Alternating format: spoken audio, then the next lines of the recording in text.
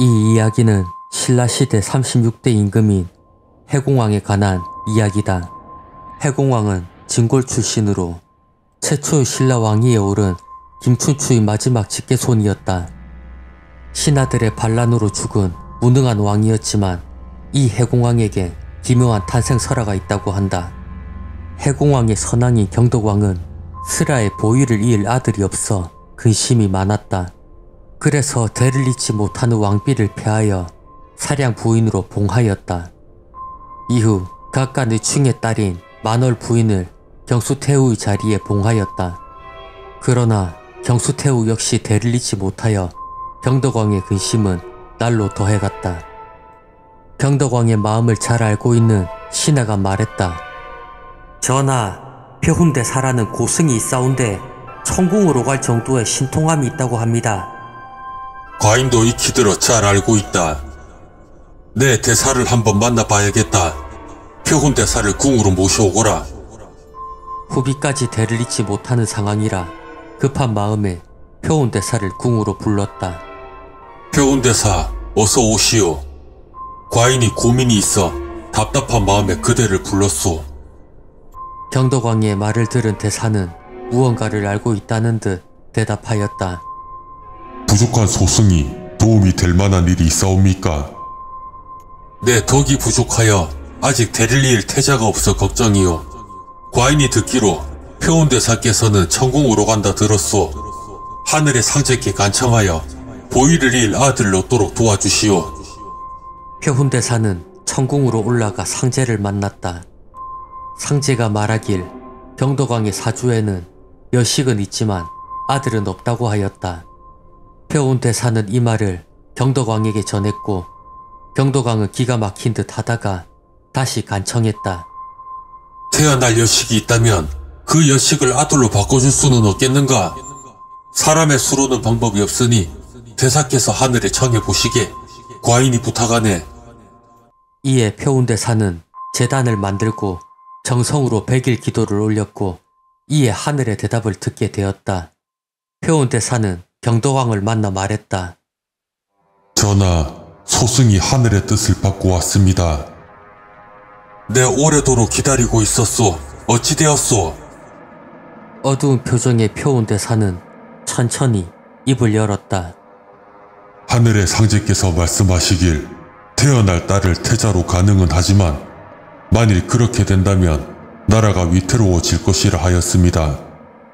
나라에 혼란이 와도 괜찮다고 하시면 그리하겠습니다. 표훈대사가 경덕왕에게 기도의 결과를 말했고 다급한 왕은 답했다. 나라가 비록 위태로울지라도 적자를 얻어 왕위를 이을 수 있다면 그것으로 나는 후회 없소. 나에게 아들을 주시오. 그리하여 표훈대사는 천궁으로 올라가 상제에게 말을 전하였고 상제는 왕위를 이을 적자를 약속하였다. 그리고 천궁의 상제는 표훈대사에게 청기를 누설하였다 하여 이후로는 천궁의 출입을 금하였다고 전해진다. 이후 왕비는 회임을 하였고 아들을 낳았으며 그가 바로 후에 36대 왕인 해공왕이었다. 해공왕의 나이 8세에 왕위에 올랐다. 해공왕은 예쁘장한 얼굴에 어릴 적부터 여자들의 놀이를 좋아했다고 한다. 그리고 화장과 장신구를 걸치고 여장을 한 채 동성과의 관계를 즐겼다고 전해진다. 하늘이 정한 운명을 받고서인지 해공왕의 제2기간에 홍수나 가뭄 같은 천재지변과 괴이한 일이 자주 일어났다고 한다. 해공왕 2년에 천지를 울리는 큰 소리와 빛을 내는 유성이 동루 남쪽에 떨어졌다고 한다.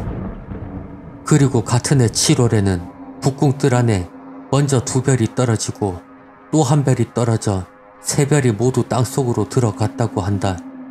또한 대궐 북쪽 뒷간 속에서 2줄기 연꽃이 피어나고 또 봉성사 밭 속에서도 연꽃이 생겨났으며 거대한 호랑이가 궁성 안으로 들어온 것을 잡으려 쫓아갔지만 눈앞에 호랑이가 사라지는 괴이한 일도 일어났다고 한다. 왕은 무능하고 사치스러웠으며 나라에는 계속되는 괴이한 일과 천재지변에 백성들은 굶주렸으며 일난이 일어나는 등 나라 정세는 계속 혼란스럽게 흘러갔다. 그리하여 해공왕의 재위기간에 수많은 반란이 있었다. 실패한 반란에는 참여한 수많은 대신들과 그의 구조까지 죽음을 당했다고 전해진다. 이때 애꿎은 김유신의 수많은 후손들도 죽임을 당했다고 한다. 그래서인지 해공왕 15년 김유신 장군의 무덤에서 갑자기 해오리 바람이 불었다. 그리고 그 주변으로부터 날씨가 이상해지더니 가뭄이 들고 작물은 병들어 죽기 시작하였다고 한다. 그리고 당시 신라 13대 미추왕의 죽현릉을 지키던 묘지기에게서 이상한 광경을 목격했다고 전해진다.